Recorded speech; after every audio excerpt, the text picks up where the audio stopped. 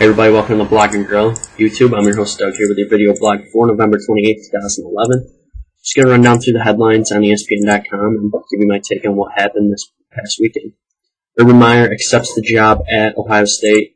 He's going to get paid 7 years, $40 million, biggest coaching pay day in college football history.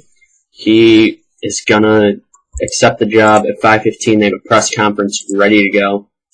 He's going to be on at 5:15. So he's going to be on at 5:15, accepting this job. And so check that out. Definitely, that's going to be good. I'm going to be watching that, actually. So 5:15, he's accepting the job. Good stuff there. So Urban Meyer, new coach at Ohio State. Kind of surprising, but I thought it would happen.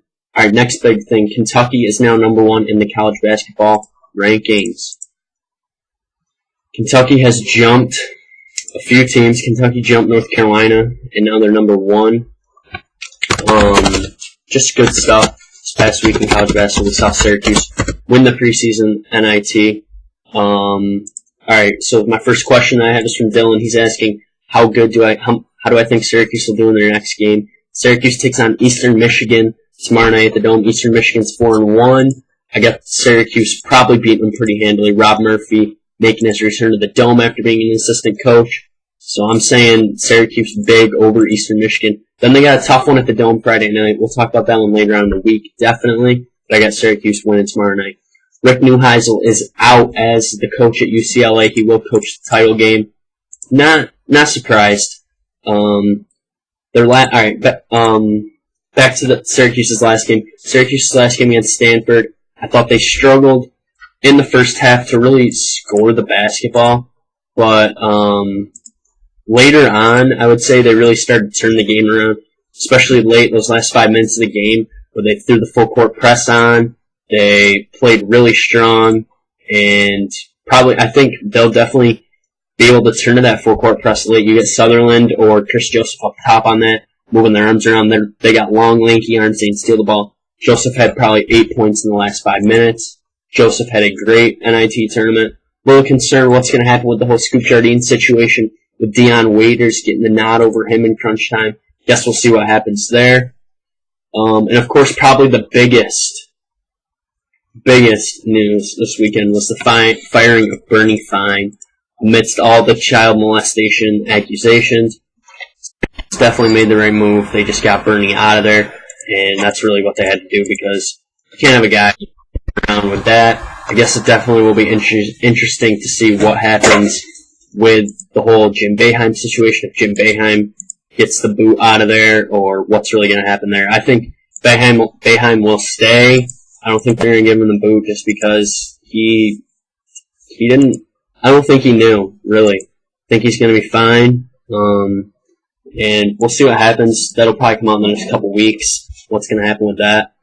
All right, final big note of business definitely is LSU and Alabama are pretty much on a collision course right now to meet in the BCS championship game in late to middle December. That'll be definitely a good matchup.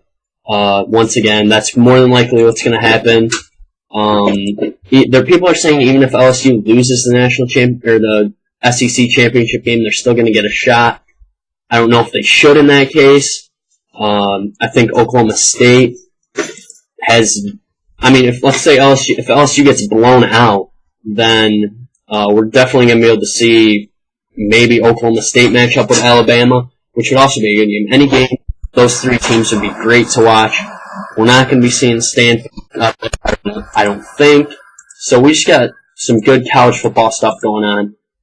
Good college football weekend. We got the Bedlam game. That's going to really decide if Oklahoma State even deserves a shot. If they can knock off Oklahoma handily, maybe give them a nod. Over in Alabama, I don't know. That'll be tough to say. Of course, many coaches fired this past weekend. I'm not surprised. That's all I really got for my YouTube video. Thanks for watching, guys. We're going to talk Wednesday. We'll wrap up some of the weekend stuff still going on.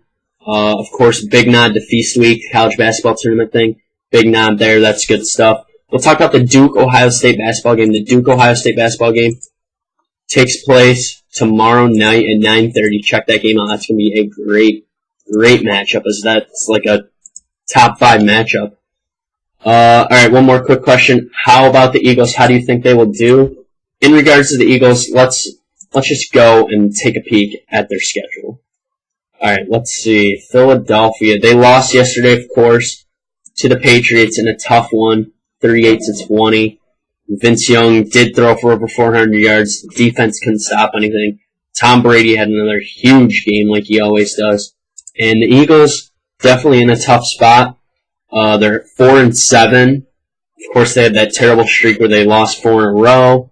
Now we got at Seattle, at Miami. They should win both those games. Then they got home against the Jets. I don't think they're going to beat the Jets. I think the Jets will, I think they'll beat the Jets. So I'm giving them 3. I bet you they go probably 3-2 in their last 5. And they do not make the 3-2, so that's looking at 7-9. I don't think they're going to be able to make the playoffs with that. If they can run the table, win 5 straight, they're going to the playoffs. If not, they're going to be in trouble. So that's all I got for my blog today. Hope you guys enjoyed this. We'll talk more on Wednesday, 5 o'clock. Tune in. You guys will enjoy it. Thanks for watching.